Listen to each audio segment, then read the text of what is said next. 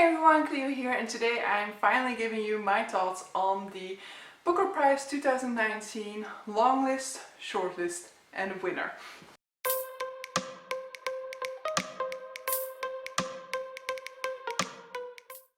So the way that this video is structured, I'm first just going to mention all of the books that were longlisted for the books without going into any sort of like plot summary or anything like that, just as an overview for you guys if you don't know.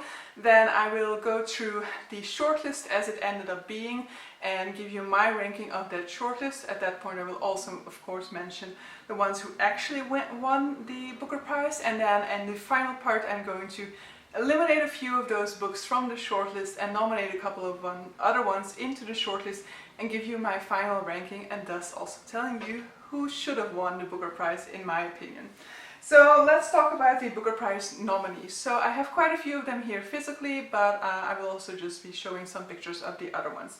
So the nominees were Night Boat to Tangier by Kevin Barry, Girl, Woman, Other by Bernardine Evaristo, An Orchestra of Minorities by Chigozie Obioma, Frankenstein by Jeanette Winterson, Quichotte by Salman Rushdie, The Wall by John Lancaster, The Testaments by Margaret Atwood, Ducks Newburyport by Lucy Ellman, My Sister the Serial Killer by Oyinka Braithwaite, The Man Who Saw Everything by Deborah Levy, Lanny by Max Porter, Lost Children Archive by Valeria Luiselli, and 10 minutes 38 seconds in This Strange World by Elif Shafak.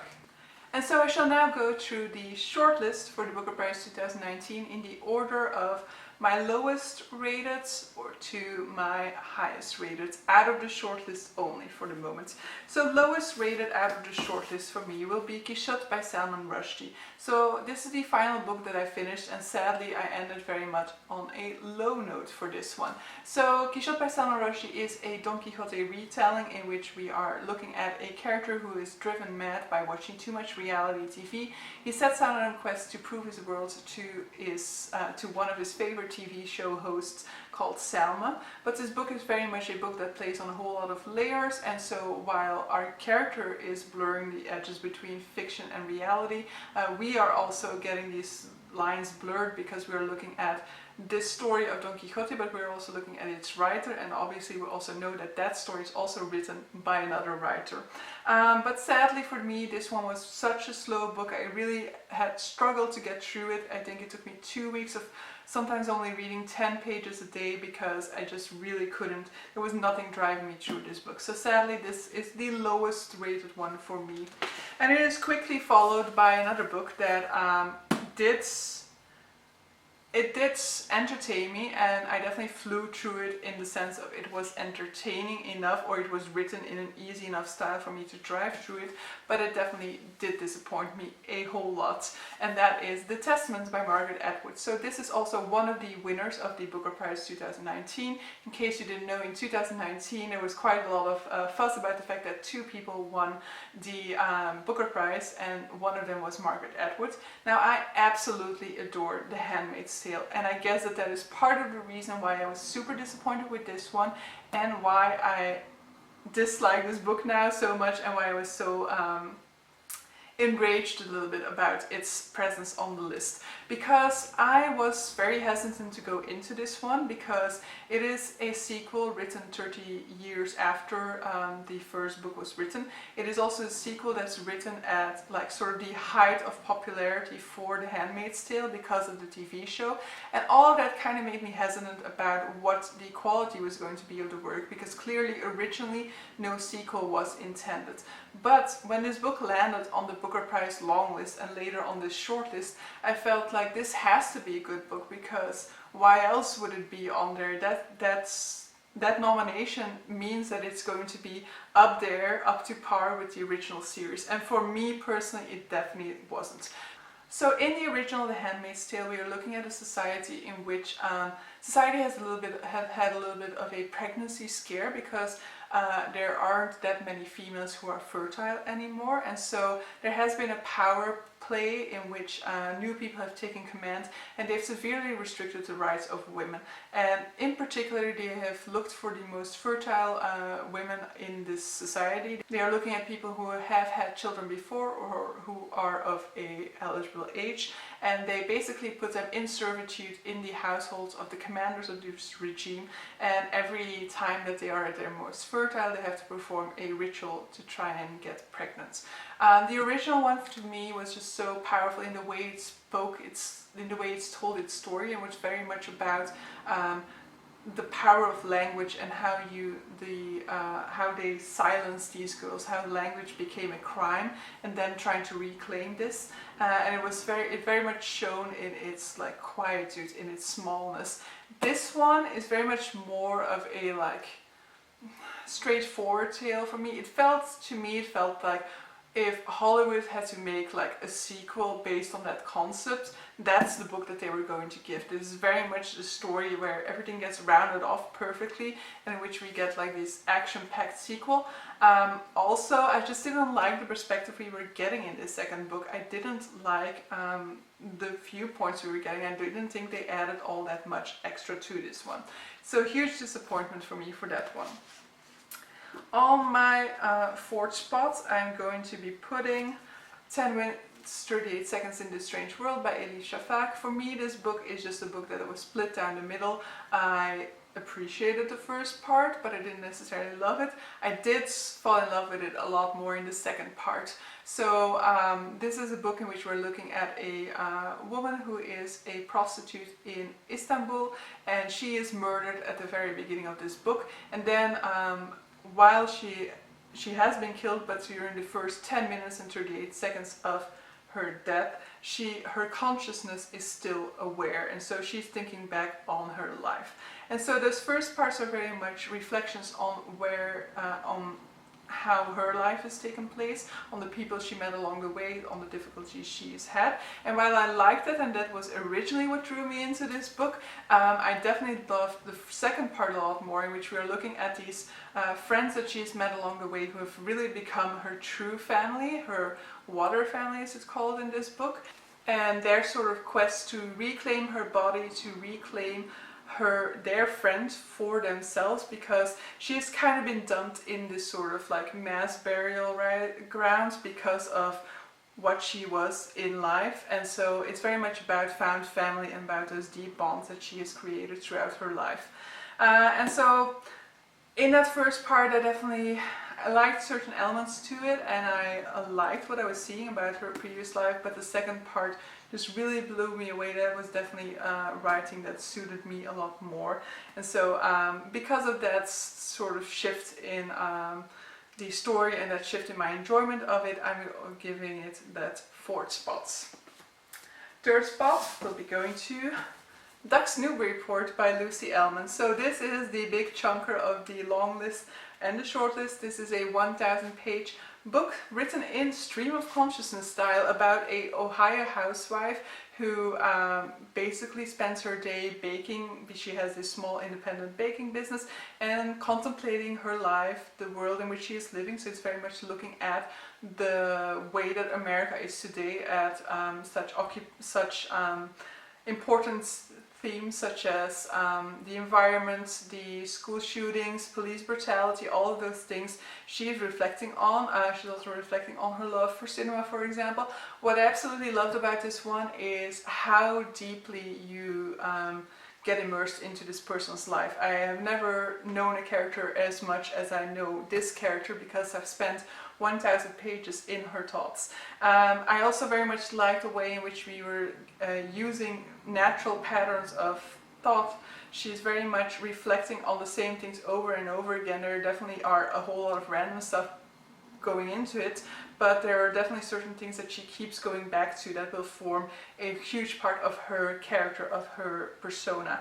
And while a whole lot of people say, and I do agree with that it is too long, it is also not so much too long. There's room for improvement in terms of its length, but it is definitely going somewhere. It's not just giving you random thoughts that don't lead to anywhere. It will very much come down to those final 200 pages for you to actually realize what story is happening there, but there is definitely a story taking place there. And so I definitely enjoyed this one and loved the ride, but it blew me away in terms of its scope, but it didn't blow me away in terms of my attachment to this story. On my second place, I will put Girl, Woman, Other by Bernardine Evaristo. So this is the second winner of the Booker Prize. For a whole lot of people, this is the only real winner of the Booker Prize. So Girl, Woman, Other by Bernardine Evaristo is a book in which we are looking at 12, I think, different character perspectives of mainly females living in London. They are mainly also black females. There are some other characters. There are characters that aren't black. There are characters that are non-binary.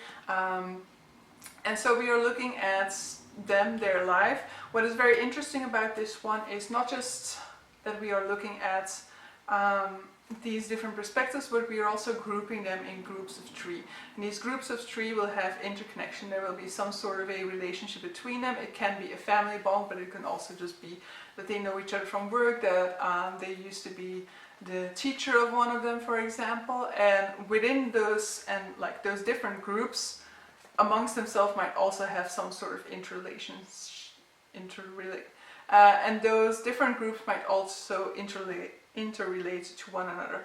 This uses a structure I very much like of the interrelated short story, where you get all of these short stories but they combine to a bigger whole. But it fell a little bit short for me in that respect, because I did want to see all of them come together at the end, and that didn't necessarily fully happen. And so I was kind of let down with that ending, because we're kind of building up to it throughout the book, very limitedly, but still we are building up to it to some extent. And then that end scene just kind of disappointed me a little bit. And also I didn't like a choice that was made at the very end with a sort of like test that somebody is doing and the results of that test.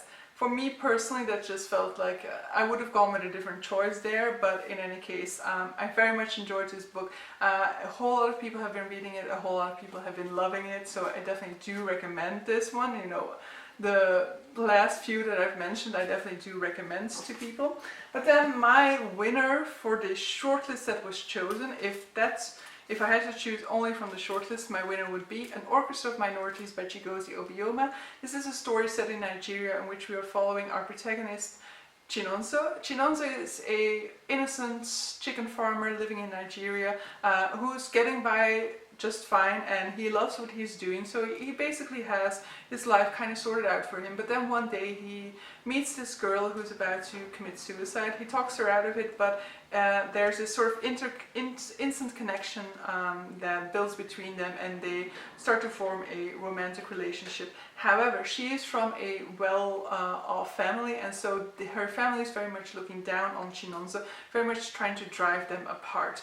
And as Chinonso is going through this book, trying to prove himself to her family, trying to prove that he is worthy, trying to better his place in life, we will see him go through a whole lot of hardship. We'll see him being put down socially, emotionally, physically, and we will see this character go through so many changes, where at the end of this book we won't recognize the like naive, innocent farmer boy that we started out with. This also is told from an interesting perspective, because it's told from the perspective of his guardian angel, and so from time to time we will get some extra elements to this story because of that perspective. You know, we will be seeing some things that other people are doing. We will be linking his story to the story of countless people who have gone before him in the history of Nigeria.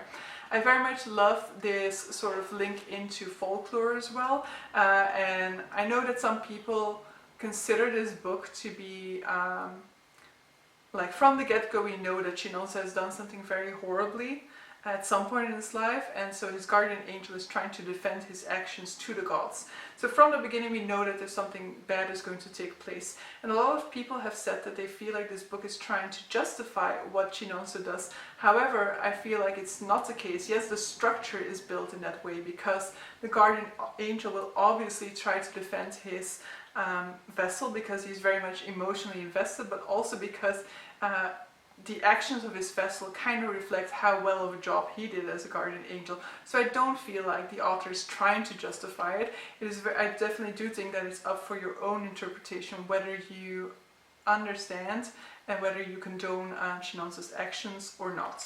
But so yeah, I definitely enjoyed this one, and I was so surprised by this one because almost nobody was talking about this book. So in almost every video I saw in which people were discussing this shortlist before the winner was announced, all the other books seem to get mentioned except for An Orchestra of Minorities. I don't know whether that is because it was published so early in the year and so a lot of time had gone by before we get to the Booker Prize, or not, but I definitely enjoyed this one the most out of all of these. So that means that my ranking for the shortlist would be this, if I could only choose from these. But I'm going to eliminate some of them, and I'm actually going to eliminate 3 of them. So I'm going to take away the final 3 of these. It's possible one of them might be making a comeback, but so I'm eliminating Quichotte, The Testaments, and 10 minutes 38 seconds in This Strange World, and I'm going to be adding some books back into this list. So the first one that I'm going to be adding into this one will be my last place, and that is kind of hesitant for me which one I want to put there. So contenders for that would be The Wall by John Lancaster, which I definitely enjoyed. The 10 minutes 38 seconds in This Strange World, which I just put away, and The Lost Children Archive by Valeria Luiselli. And I actually think that I'm just going to put 10 minutes 38 seconds in This Strange World back into this pile. So that will be my 6th place for this new shortlist. And in 5th place I will be adding My Sister the Serial Killer by Oyinka Braithwaite, which is a book in which we are looking at a sisterly bond. I think it's also in Nigeria, but I could be wrong about the location of that story. But so we're looking at a sister and the bond between these 2 girls, and one of them has a history of killing guys. She has a lot of relationships, she's a very beautiful girl, everybody's instantly in love with her, but she has a tendency to kill her dates. And so our protagonist is often called into action to help clean up the mess, but one day her sister falls in love with the guy that she actually has a crush on. So it becomes a story about like family dynamics very much, but also looking at like how far should you go to protect your family, how far should you go when you realize that what your family members are doing isn't necessarily the best, isn't necessarily correct, and how far should you go in protecting them. It's also very much looking at the sort of family dynamics of like the favorite and the like more responsible other family members who kind of have to pick up the slack from their like favorite children, from the favorite child of the family. And I very much enjoyed this one. It is often written as, it's often labeled as a thriller, but it really isn't that. And that's kind of the problem with a lot of people going into it now, because a lot of people go into it expecting a thriller, and it really isn't that. Of course it has murder in it and stuff like that, and at times there's this tension of will they be found out or won't they, but yeah, it definitely isn't, it doesn't have a whole lot of that suspense in it, and definitely isn't your typical thriller. So I do know that going into it, but I definitely did enjoy the things that it was talking about, and the voice in which it was saying was definitely a very nice narrative style to it. On my 4th spot I'm going to be putting Newburyport by Lucy Ellman.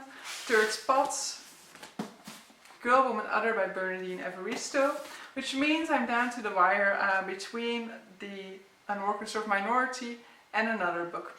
And it's kind of difficult for me to decide between these books because they just hold such a very different place in my heart, you know. One is this harrowing story of like this character transforming through the cruelties of life, and the other one is very much more of an innocent book, or at least the innocence of that book, the magical transformation of that book is what drew me to it.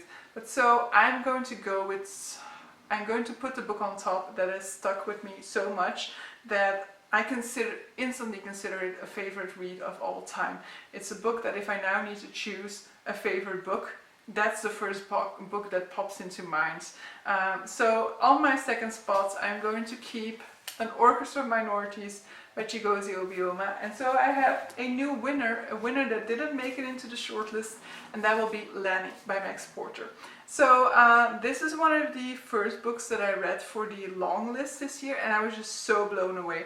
This is a very interesting book because it is written in like a different narrative style, and so we also get this sort of different typography in it. But I actually listened to the audiobook. I would definitely recommend the audiobook as well. I would actually recommend maybe a combination of two, or the audiobook itself, because the audiobook is just such a transformative experience. It is only like 4 or 5 hours, and I was just completely blown away. I was completely sucked into this world. I can still vividly recall what I was doing while listening to that audiobook, and so couldn't recommend it more. It has a full cast. It has also like nature sounds and things like that inserted into the book. But so what is Lanny about? And that's where we get a little bit difficult, because it's very difficult to sell this book, and it's very difficult to explain this book. But so it's mainly about this family that is newly moved into the countryside, and it's a family of 2 with a son called Lanny.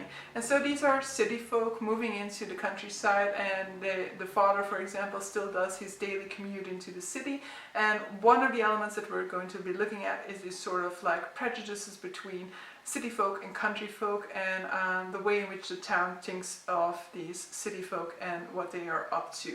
Now, Lanny is very much a pure, innocent young child who often acts wiser than his age, and a beautiful relationship that we'll be looking at throughout this book is the relationship between Lanny and a sort of grumpy old neighbor who lives next door, who is taking on Lanny and teaching him about art. Now, I won't go further into it, because mainly anything else that I say I feel should be considered a spoiler for this one. But there's also a very interesting character in this book, which is the character of Dead Papa Tootwick. And Dead Papa Tootwick is kind of sort of like primordial elemental presence within the city, who is in touch with everything happening in the city in terms of its nature, in terms of like the evolving seasons, and the effects on the trees around there and things like that, but also in terms of the people and the conversations they are having. And so a lot of times when we are going into the perspective of Dead Papa Tootwick, we will get these sort of tapestries of the thoughts that are taking place within the town. And so we'll hear about like the thoughts that people are having, the conversations that people are having, and that just is, it just worked so well. It also worked so well in combination with kind of the action you're seeing taking place, so you get like the reflection of certain other people within the town on those actions taking place throughout this book. I so fell in love with this one. I am in love. My favorite read of 2019. And at this point, I'm not going to make it battle my 2020 books, but it would probably win. So yeah, I highly encourage you to read this. I want so many people to read it. I'm constantly recommending it. Every time I see somebody on Twitter ask for like an audiobook recommendation, I'm like, read Lanny by Max Porter. It's only 4 or 5 hours. It's such a transformative experience.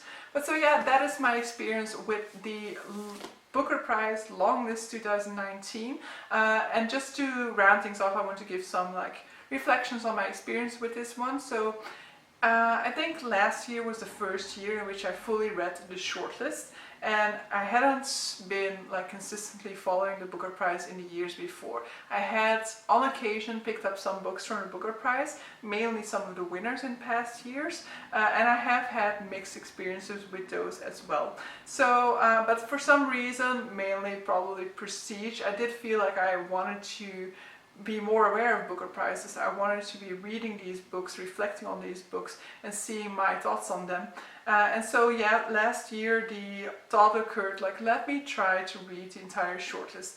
Now I finished the entire shortlist very late yet last year, but still I very much enjoyed the experience, and one of my favorite books of 2019 which would have been a favorite book of that year if it hadn't been for Lanny, which I read also in 2019, was one of the shortlisted books for the Booker Prize 2018, which didn't win.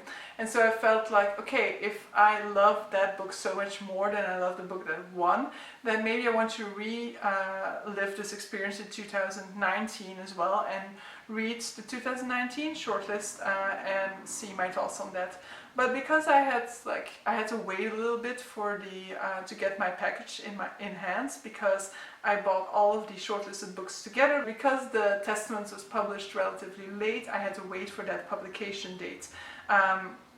And as a result, because I was kind of excited about diving into the shortlist, I decided to listen to some of the long-listed books which were on Audible which were on script at the time, and that's when I listened to, for example, Lanny. I fell so much in love that I decided I wanted to read the entire long list. Now, has my experience with the long list been only joy and wonderful reads? No, of course not. I think one of the strengths of the Booker list, or probably of any prize list, is that it does have quite a wide range to it. So meaning that there will also be books in there that just don't really suit your reading taste. So for me, for example, as I already talked about, I didn't like the Testaments, I didn't like Quichotte.